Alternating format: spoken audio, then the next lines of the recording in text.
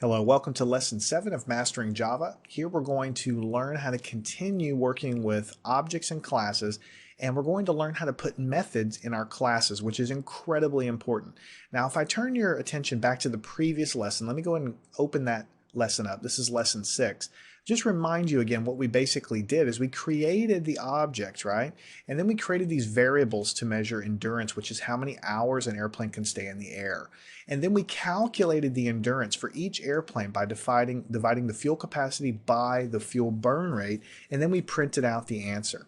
And then we calculated it again down here, and then we printed out the answer. That's basically what we were doing. But this endurance thing, this how many hours can an airplane stay in the air, it's something that can be calculated for every airplane, and it's something that can be calculated for every airplane using the information that we have in our class. So over in Lesson 6, we had to do the calculation 2 times. We had to do it using these variables, and then we had to do it using these variables.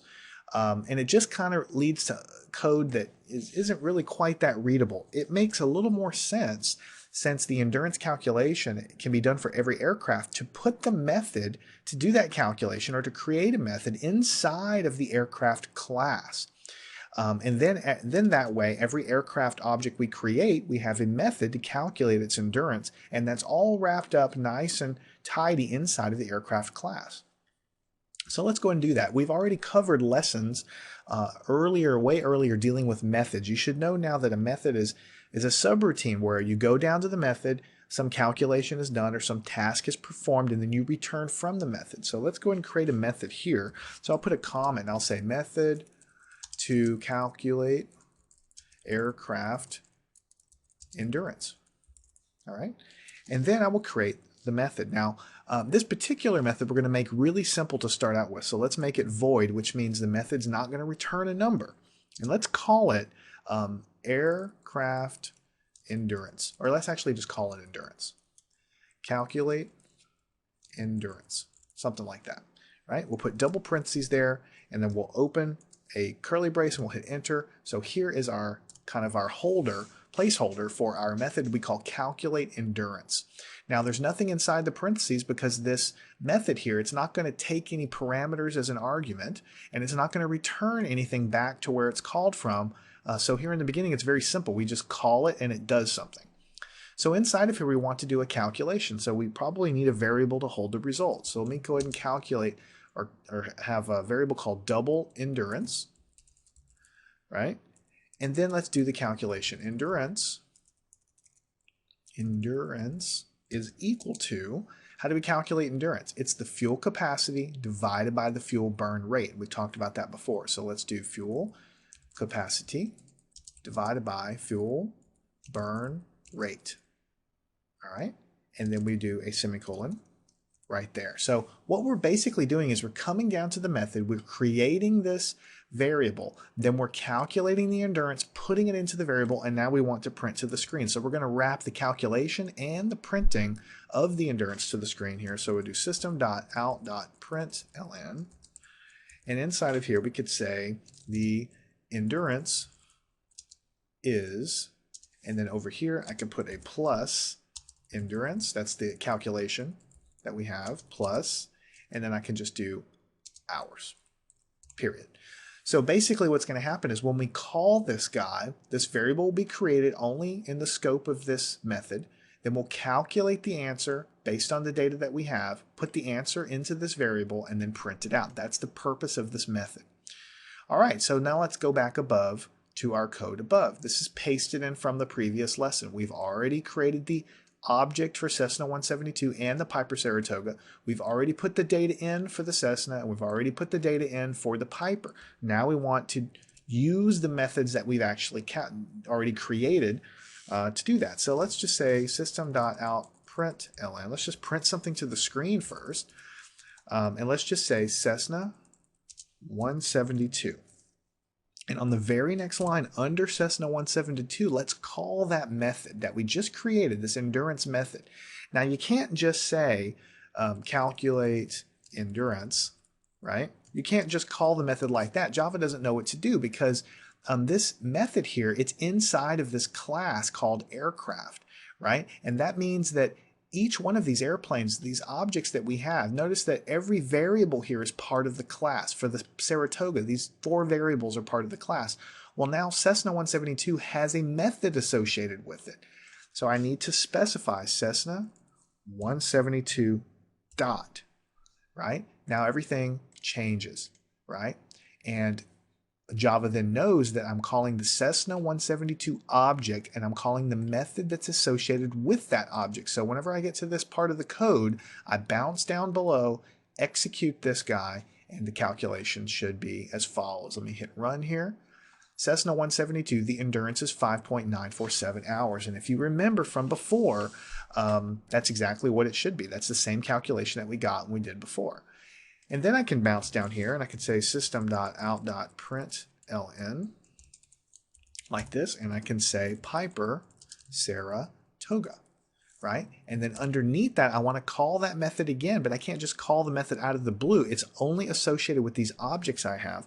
So I will say Piper Saratoga dot, and notice that the 4 variables are listed here, but now I have a method called calculate endurance down here because Java knows that this method is part of the class, and so it's part of this object. So let me double click that and let me hit a semicolon. So I'm going to execute the method associated with this object. So let me go ahead and hit this right here, and then let me go ahead and hit, let me put a slash in here to space it out basically, and let me go ahead and hit run. And you can see for Piper Saratoga, the endurance is 5 hours. So we get the same exact calculation that we did before.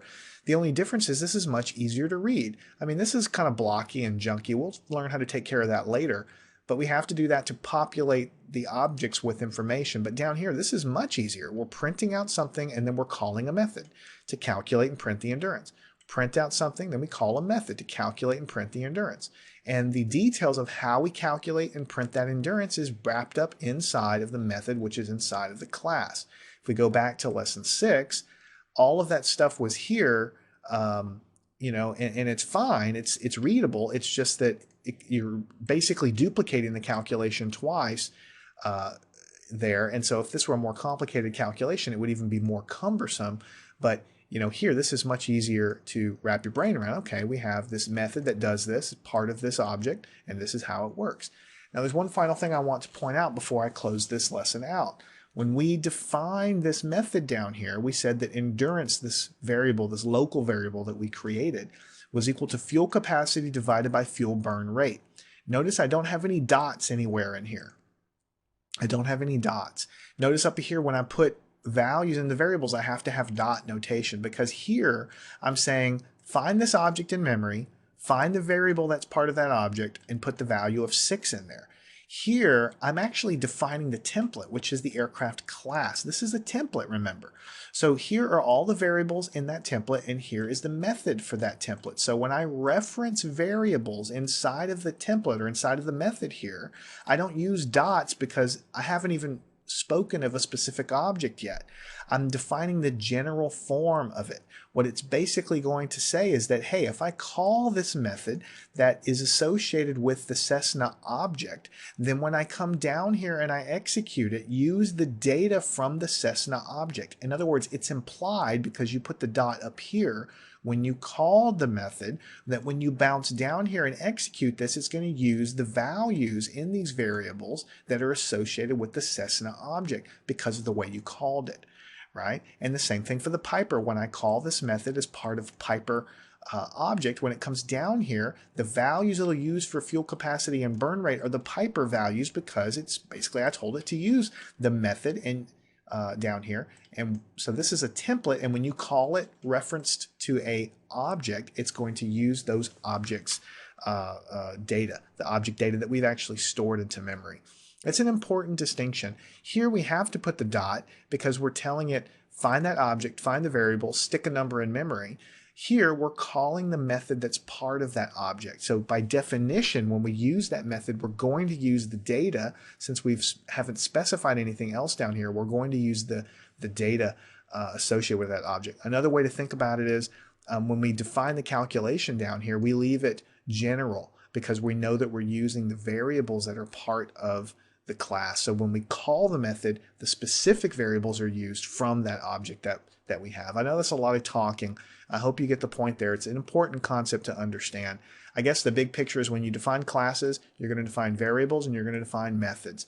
When you calculate things in the methods here, you're not going to have dots. You're just going to reference the general nature of the variables in your class. And then Java takes care of the rest when you call those methods. So make sure you understand this, and then I highly encourage you to go off to the exercise and do that yourself, because we have the grocery store class there that we're working with, where we're basically going to do a similar type of thing where we're going to do a calculation in a method here. I think you've can kind of see how objects and classes are useful. We're generalizing what we can have in terms of a class. We can have data or variables. We can have methods there. This particular method doesn't return a value. It just calculates and prints something to the screen. And we'll be expanding on this as we go through the lessons here. We can do a lot more with what we have down here, but we're just taking it step by step. So go to the exercises, do that now, and then follow me on to lesson 8, where we will continue working with classes and objects in Java.